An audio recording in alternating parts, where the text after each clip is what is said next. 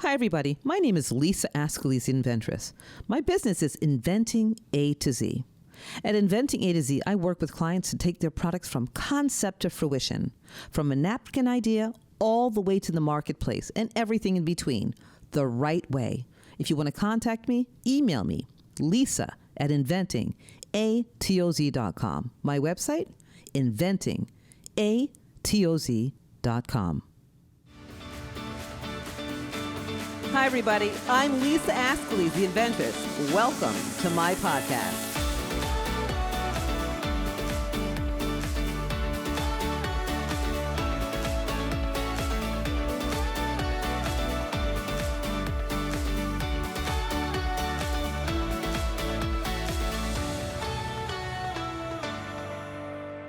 Hi, everybody. This is Lisa Ascalise, the inventress. Welcome to the Inventress Podcast. And thank you for coming back to my show, our show every week, I should say, and just sending in all of your email requests, etc. And we just have a blast. And today I have to say I'm super excited because I have one of my favorite people in the studio today, and we're just talking about all kinds of amazing things. And he's an entrepreneur. There's so many things to say about him, I don't even know where to start. First of all, he's a best-selling author and CEO. He's founder of Ferdinand Training and Advisory. Welcome, Dale H. Ferdinand. Woo! Dale. Hey, how you doing? Thank you so much for having me, Lisa. I'm so excited to have you on our show. Finally. Finally, it's been a long time coming. It has been a long time coming. And you know what? I have to say, we'll go into the conversation about how we met and all of that. But most importantly, I have to ask you how you are doing with everything going on with this crazy, crazy pandemic. How is your work schedule? How's your family? How's everybody doing? Well, through the grace of God, my family is all okay. Unfortunately, I did have a few friends that passed away due to COVID. They had some complications with COVID. One friend of mine, he had pre-existing conditions like asthma, like a high cholesterol. He was a younger gentleman. He passed away, and then also one of my mentors had passed away from COVID, but he was like in his late 60s. It's real. Other than that, yeah. So I'm so sorry to hear that. I'm so sorry to hear that. It's very sad because so a lot of times these type of things happen, and then if it doesn't affect you or someone directly in contact with you, it's like, oh yeah, they over exaggerated. But no, this is like a very, very serious thing that's going on right now, and we all should continue to try to be as safe as possible. And you said it, you hit it right on the head. Unless it affects you or somebody you know, it doesn't hit home hard enough. It's surreal enough as it is, watching it on television and listening to all of the elevations of death and sickness and hospital entry. It's so hard to believe that we're here, but we are here. And by the grace of God, like you said, we just have to keep ourselves safe, pray, and try to just hunker down and get through it. Stay home, stay safe. Stay home and stay safe. You said it right. So listen, you know how impressive you are to me, right? I mean, thank you. You've impressed me from the day we met. I guess maybe it's a year, 2 years, whatever it's been. All I know is we were at a conference together, and when I saw you, I checked you out, and you were so put together, top to bottom. You were an entrepreneur. Now, I didn't even know who you were. I'm like, okay, this guy's tight. He's a young entrepreneur who's confident. He's got his stuff going on.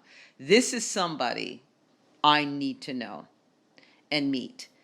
And when I did approach you, I was like, this guy, first of all, you look like my nephew. That was the first thing I said to you. I said, you look like my nephew, put together, tight, looking good, all shined up. And I was like, I have to know what you do. Right? Yes, ma'am, sure did. And I'm your Auntie And Lisa now. that's why I told you, you're no longer just Lisa. You're Auntie Lisa, forever Auntie Lisa. Yes, yes. And proudly wear that badge. So listen, I want to jump right into your business. You have to tell me or tell us. I know what you do, but people out there are listening and they want to know everything about what you do. Best-selling author, come on. Oh my gosh. You know finances, you know how to train and advise. Let's talk a little bit about your business. How did you get started? What is it? The floor is yours. Okay, so my business is actually a pretty exciting one for me. I spent my life working in the sales and financial services industry. So many moons ago, Mm-hmm. I used to work on Wall Street. I used to work at a financial technology company, Uh-huh. and we used to just sell like a platform to like a lot of hedge funds, investment banks, proprietary trading desks, a lot of financial services companies. Mm-hmm. And at the time, I was overseeing the sales department. I would just come up with different like scripts and strategies and tactics for the sales team to use. Me doing that, I was able to triple the amount of sales that the firm I was at, I was able to triple their sales. So the CEO of the company that I worked at, he actually had other friends who were entrepreneurs as well. Mm-hmm. So they, just started, just like casual conversations, just, asking me for advice, but, maybe some game plans that their sales teams could implement. Mm-hmm. So I started to do that, and then one of my friends, he worked in the automotive industry as a car salesman, which I used to do many years ago. So I actually started providing him with advice, to help him sell more cars way out in Texas. And then after a while, I started to realize, like, hold on, wait. Because I was doing all of this for free. Uh-huh. And I started to say to myself, like, hold on, wait a minute, though. Yeah. I think there's a business in here. Uh-huh. I think this is a business here, because isn't this exactly what a strategy consultant does? Certainly does. Right?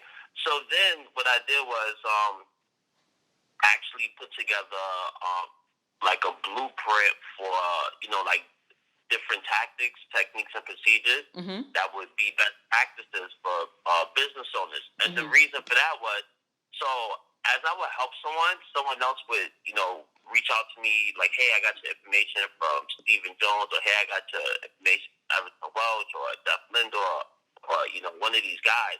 And then they would reach out to me, and then I kind of got tired of, repeating the same things over and over. Mm-hmm. So what I did was actually put together a automated training system where now it's plug and play. So regardless of a person, the people, in the organization, it doesn't matter about the people or even the product. It matters about the system. The system is what allows, which is the difference maker between someone who's just simply self-employed and someone who's a big business owner.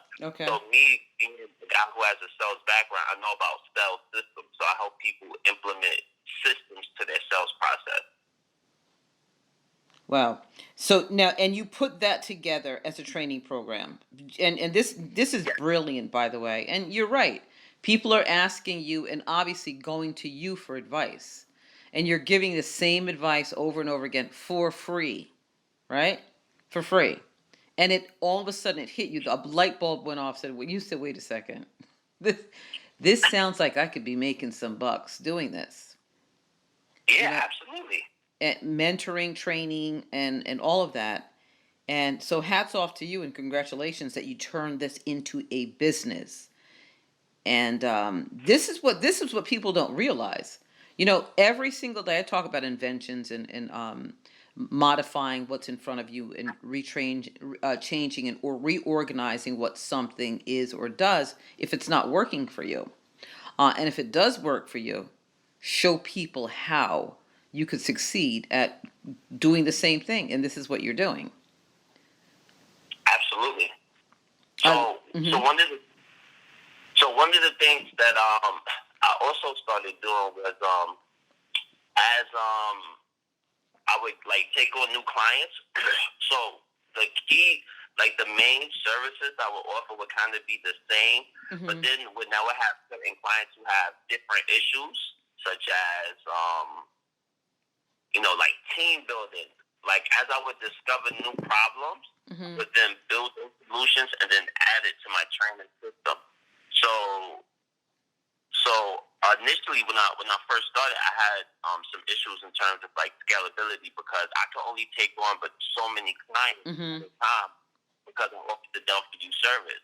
But being that I actually built a full motion interactive virtual training and communication system where it actually recreates everything that I would do, everything that me and my team would do in a live training scenario virtually. So it's literally equivalent to having me and my entire team coming into someone's organization, grabbing them by the hand, knowing exactly who they are, their level of experience based on their role in your organization, and training them on the best practices in a one-on-one setting. So being that I built something that does all of that as new problems arrive, like one of the CEOs I work with, he wanted to put together a board of directors for his organization, and he wanted to start building teams. So now I would just create new interactive courseware that covers like team building or raising capital, and then I just implement that into my training system. So depending on the problems that a business has, I could just easily diagnose, okay, you need some of this, with some of this, and some of this, and then set up like a private location for them where they could just track, measure, and monitor all of their employees in real time, and they could get all of the like the practicing, the role play, the training, and hold all of their people accountable with like. I like that. So, I mean, all right. So you're saying track, measure, and monitor. How? And I don't want to give away your whole business because this is a part of a plan that people need to purchase. But you must have to flesh through their entire business. You must have to really talk through everything they do in order to understand what they need. This is not just a 10-minute conversation. How does that work? Oh, no. So initially, what we do is we have a bunch of surveys that we use, and then we just we have some. So when you first speak to a business owner, right, and you ask them initial question like, okay, how is business? So they give you the 30,000 foot answer, like when you're flying on the plane. Like, business is good, but then you have to like kind of like do some deep diving. Where it's like, okay, so how much money are you making per month? How much money are you looking to make per month, right? What are you spending on ads? You have a website. Okay, what is the price point of your product and services? How do you attract your clients? So we do a deep dive, and then we kind of figure out, okay, where are the holes in their system, and where could we provide our assistance? What are they doing right? What are they doing not so right? What could they improve on? And then after we analyze all of that, we do like a kind of like a logic tree, just to identify like what are some different solutions that we can use, and do a couple different hypotheses, and then we test those theories out, and then for those theories to work, then we implement plan with attack for the business owner. Now, are people generally forthcoming with their information? It varies. It varies. It varies. So sometimes, it depends. So when you're working with a board, yeah, that's right. a great question. So it depends. Usually, when you're working like with a single entrepreneur or maybe like a small business, like CEOs usually are. But when you have, for my personal experience, like whenever I'm working like with a board, it just takes a lot I longer would when say. you have to work with an entire board opposed to just maybe like one or two entrepreneurs or, one or two like business owners. Right. Mm-hmm. I would think there's a lot to muddle through first. I would think. Yeah, You know. absolutely. But we're pretty good at that process. We kind of fine-tuned it over the years. Mm-hmm. So we kind of, maybe in like 15 or 20 questions, we could gather all of the data and plug it into our system and start developing the solution Mm-hmm. for a business owner. That's quite impressive. And you're a young guy. People don't know how old you are, but you're a young man. And I just want to talk about a little bit about your background because to me is very, very impressive. Where you were raised, where where you came from, how you started, because this wasn't always your life. So Oh, no, not at all. yeah, I mean, and you talk with young kids and you support and you mentor. Let's back that up to I guess about 10 years maybe, or should it be longer than that? You're very young to me. So so 10 years ago, mhm. I was, oh, goodness, I was what, 21? Okay. All right, so Yeah, you're 31. 20. So you're 31. You're a very, very young entrepreneur. Thanks. And Um, mhm. so when I was young, so interesting enough, so Ferdinand, so let me tell you this. So my company, Ferdinand Training Advisors, we're a consulting company, but we have two focuses. One of our focuses strategy and business consulting, but the other part is educational consulting. And the reason why I actually started educational consulting is because of my background. So when I was a lot younger, a lot younger, I used to get into so both my parents were involved in my life. My dad is originally from Haiti, from the Caribbean, and so I would say like my dad was a bit more strict than my mom growing up, Mhm. and communication was like a foreign object in the household, Mhm. especially like with my dad. Great guy, great father, took care of me well, got me anything I ever wanted. But we didn't have like a strong method of communication. We didn't communicate. Our communication skills weren't the best. So So I have to interrupt you by saying, when you're from a Caribbean background, typically, I mean, especially I'm from a West Indian background, and it was the same. I mean, my parents were also great, but especially when it came to the father, the man of the house, kids are seen and not heard, unless right, you're asked, right? right. See, definitely seen and not heard. Yeah. which is okay.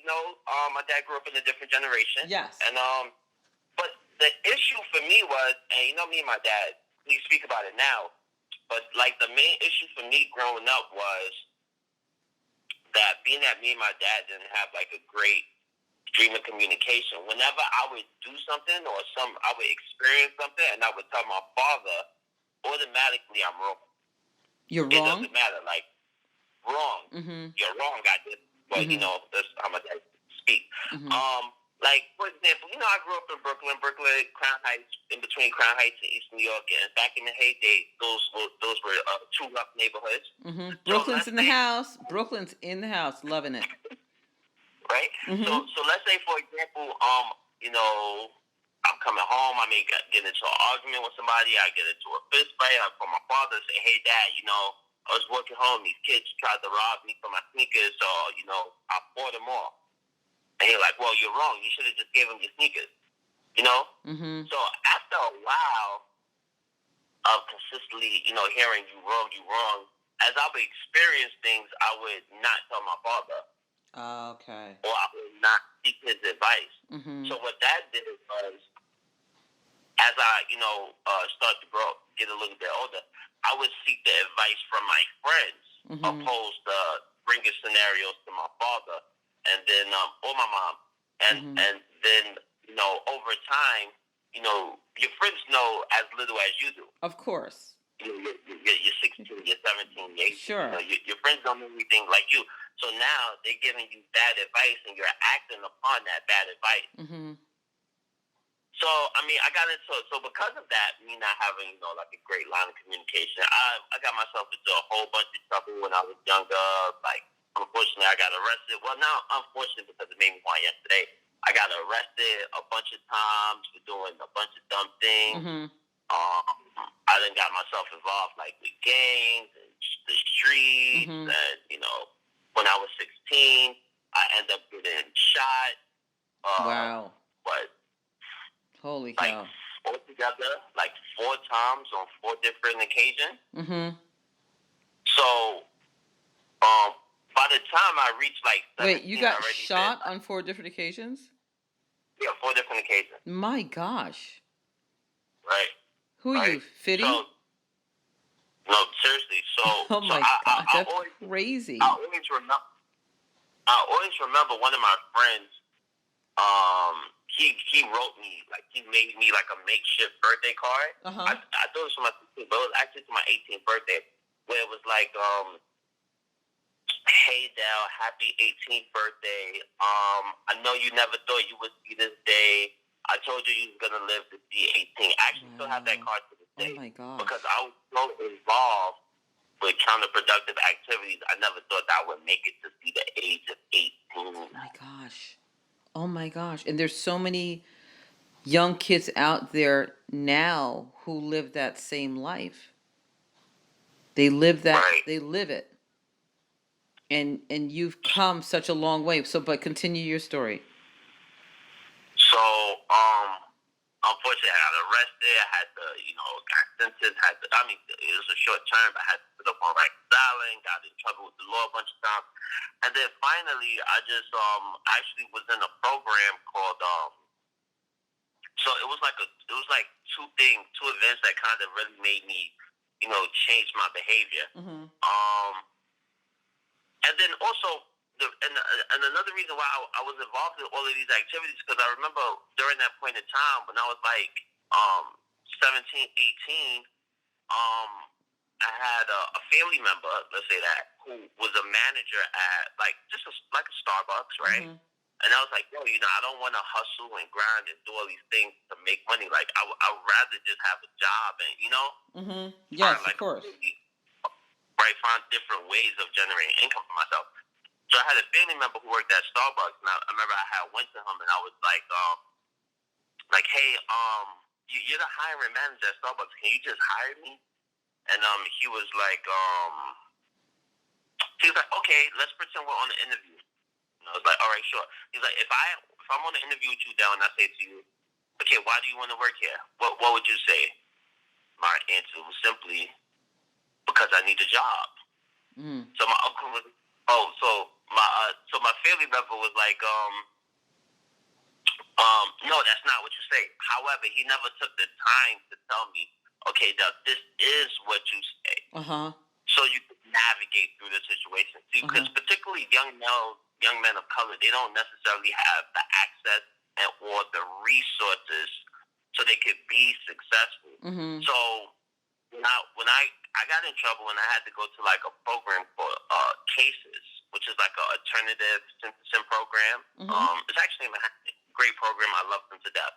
What and is they it? actually were like the first people to really kind of steer me on the right track. It got me to finish high school and got me my first job working at the EEOC and got me registered for college. And then actually found some other mentors there who used to just like pour a lot of information and a lot of know-how into me. And it was like, Dale, you're great with words. And have you ever thought about like being a car salesman or doing something with sales? I'm like, why would I ever want to sell cars? Like, my mind is thinking it's like the worst possible to be like a car salesman. That makes no sense. Later, I actually did it and became like one of the top salesmen. Of course. And it actually gave me That's you. a sense of right. It gave me like a sense of belief in myself and my abilities and my capabilities. And then that was like the building block for me to start, venturing into working in the financial services industry on Wall Street. But so me personally going through all of those experiences is why I have the educational consulting portion of my business, where I work with different schools, principals, superintendents. I work with the First Deputy Chancellor's office. I work with the Mayor's office. I work with the MBK initiative, which is My Brother's Keeper, where we do like leadership development, college readiness, and career readiness, and mentoring. And my niche that I work with is particularly young males of color. Well, that's so necessary. And I know what they've been through. Like one of the clients I work with is a juvenile detention facility here in Brooklyn. Unfortunately, a lot of my friends and myself, we had to go there when we were younger. So now, as I'm going back and I'm teaching these young scholars who, they had a little stumble in the road, but you can't let a moment define the rest of your life, right? Just because you may have stumbled doesn't mean that you have failed. That's right. Amen. I love it. It's a one-time thing. Failure is not continuing. You may have failed. Even when you fail, it's just your first attempt in learning. So I work with these young scholars to show them, like, look, I went from sitting in a cell, just like you, to having a corner office, to being a best-selling author, to when I worked in the financial services industry, within the first 4 months, I made $2 million worth of business, made $180,000 in commission, started my own company from the ground, author of 7 books. So I use all of that to show them, like, look, not only it's possible, but look, these are the exact tactics, tools, and techniques that you can use to do it for yourself, right? All things are possible. One of the main things I show my young scholars is that, because a lot of times when people get in trouble, particularly like in the urban neighborhoods, to say that, is that inner city, urban areas, sure. Right? So a lot of time, like, these young scholars or these young gentlemen get into trouble is because they are impoverished, right? Yes. They have no financial resources. And when you don't have any finances or financial resources, violence becomes your currency. So they use violence as a method of currency so they could just simply survive because they're hungry. So I teach them other ways and other tactics that they could, actually generate some type of income for themselves so they could provide for them and their family. You're such a wonderful leader and such an incredible mentor. And it's so necessary what you do. What you do is so important, not only for youth, but for people who are, as you said, entrepreneurs, corporations, and you do a really good job of it. And we could sit on and talk for hours and hours about this because you really are. And when people see you, and they'll see your picture and they'll see a couple of the videos that you have, and they'll understand.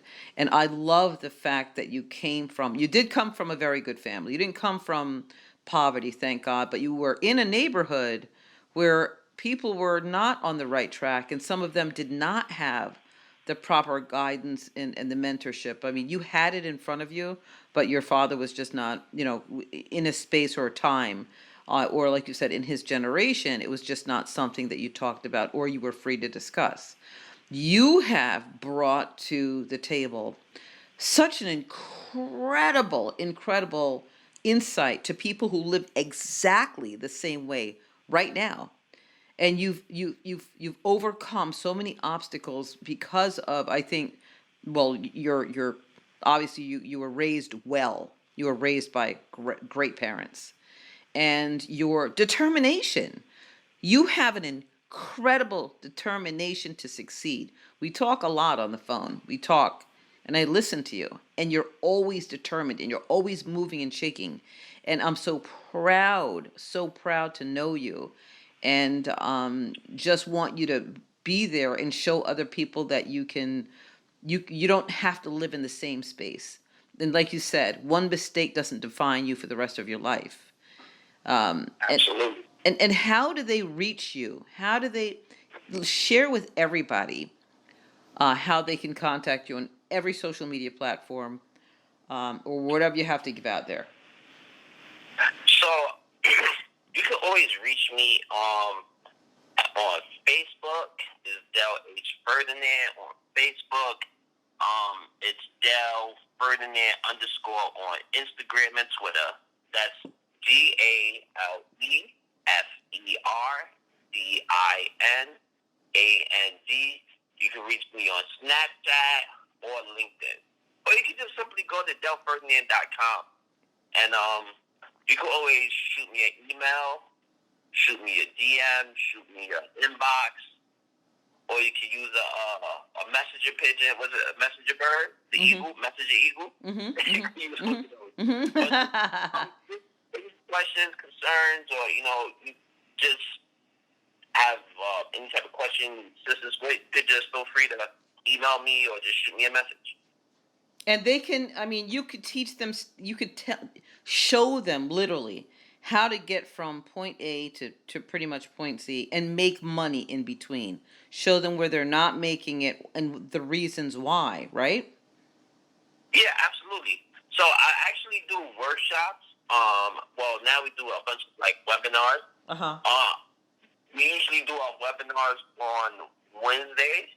So usually on Wednesdays we do our webinar. So you could just go to delferdinand.com and then just sign up for one of our webinars, and then that would be the time. Like if you have any questions, you could just ask me during the webinar, or you could just shoot me over a message, an email. I'll gladly reply. I love it. Now this has been amazing, and we can go on forever. But now I have to ask you 3 crazy questions that we ask at the end of every one of our podcasts. It's number 1. If you were to name a movie, what would the name of your movie be? Oh my goodness, that's so interesting that you said that. Really? Because in the back of my mind, I'm thinking about shooting like a documentary / movie. But the name of my movie would be, this is trademark, by the way. Amen. Okay, very good. It would be The Ferocious Salesman.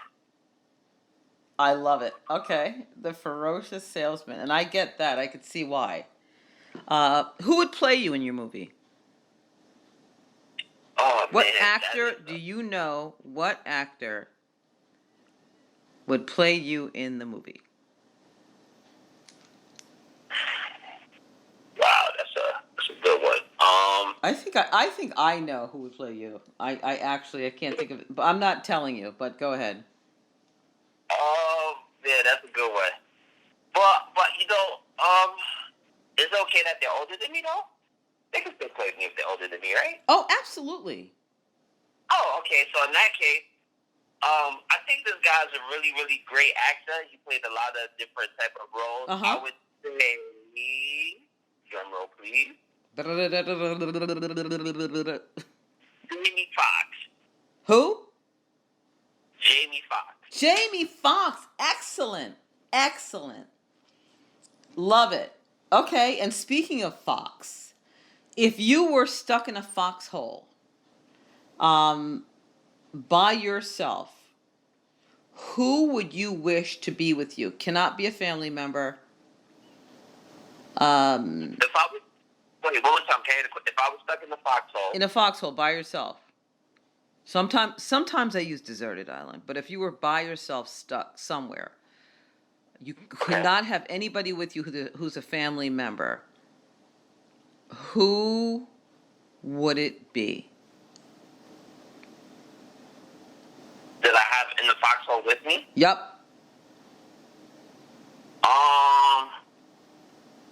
Ooh, that is a good question. If I was stuck in the foxhole, who would it be? What about the person is deceased? It could be. Would that count? It could be anybody. Oh, in that case, if I was stuck in a foxhole, it would be one or two people though. It would either be Marcus Garvey That's amazing. or Reginald F. Lewis. And why Marcus Garvey? Marcus Garvey was the absolute. This is one of my greatest people I love. So Marcus Garvey is one of the most innovative and brilliant business minds who was also a person of color. Mm-hmm. After Marcus Garvey, the second most brilliant businessman, Marcus Garvey would have been a multi-billionaire of his time, but the policies of the time in which he was alive did not favor people of color who were economic developers, right? Yes. The second greatest business mind in the history of time when it comes to people of color was a gentleman by the name of Reginald F. Lewis, who was the first African-American billionaire during the 80s who started Beatrice International, which was kind of like the supply chain who would deliver the services to end consumer like Walmart, which was a global conglomerate. Mm-hmm. And he broke it. He broke it the first $1 billion deal from it was like $985 million in 80, and he used a technique called LBOs, leverage buyouts, where he used very little of his own money to acquire that company. So I would be in the foxhole with one of those two guys right there. Just so I could just pick their brain and say, hey, look, when we get out of here, we're going to help a lot of people and change their lives. This is probably one of the best answers I've ever gotten. One of the best answers ever for being stuck in the foxhole. Besides God, I've gotten God a lot. But yeah, no, this has been absolutely spectacular. You're amazing. I want everybody to know who you are, and again, I'm so proud of you for everything that you do, and you're such an inspiration to not just young men and young women, but to everyone. And everybody really has to find you, look you up, do business with you. You're number one. You're number one on my list. So thank you so much, Rita. You're welcome. You're welcome, my nephew. So all listen. Of our amazing listeners who tuned in today, if there's one thing that I want each and all of you to remember, it's this one thing. Yes. You cannot get massive results without first taking massive action. Amen. You are so absolutely correct in every way, and that's what a lot of people don't realize. It's nothing comes easy. It's not a snap your fingers and this is going to happen. You got to put the work in. You've got to put it in, and what you put in, you really get out, and that's the truth.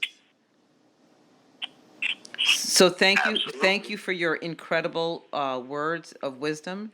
And I really appreciate you, and I can't wait to have you back on the show. Please give yourself a shout out again, your social media platforms, your website, one more time. So it's DaleFerdinand.com, and it's Dale Ferdinand across all social media. And you can even type in Dale Ferdinand on Google, and I'll pop right up. And so just shoot me an email, shoot me a message, or you can just sign up for one of our Wednesday webinars, and I look forward to speaking to you. Dale, thank you so much for being on our show, and I can't wait to have you on again soon. Thank you. It was a pleasure that you even considered to have me. Yeah, well, of course. That was a no-brainer. All right, listen, you have a blessed day. God bless you, and we'll talk soon. All right, take care. Bye-bye. So that was Dale Ferdinand, just a wonderful young man. And as I said, the second I met him, I was like, this, first of all, he looks like my nephew. Very put together, tight guy, tight. Young, very, very young. And that's what impressed me. Young entrepreneur. He was decked from head to toe clean. Had brochures, had his briefcase. He had all of his information compiled. Everything, his business cards, and just the perfect role model, especially for very young men. and young women, but young men in particular who have no guidance, no direction. He's a perfect mentor for everyone. But anyway, it was a pleasure having him on. That was a lot of fun. And guys, listen, if you want to get on my show, please do not hesitate to email info@inventingatoz.com. You could also email me at theinventresspodcast@gmail.com. My website, inventingatoz.com. I do everything from concept to fruition, from, just helping people from a napkin idea all the way to the marketplace and everything in between. I also love promoting young entrepreneurs and every entrepreneur, not just young entrepreneurs, but entrepreneurs in general. Whether you have an idea, an invention, or you're looking to develop a business, please don't hesitate to contact me. My phone number also is 732-647-5433. 732-647-5433. One thing that you need to remember, especially in the days and the climate that we're living in right now, is just grab each other, lift each other up, 2 hands at a time, and sometimes you got to use your foot. Thanks again for listening. Until next time, peace.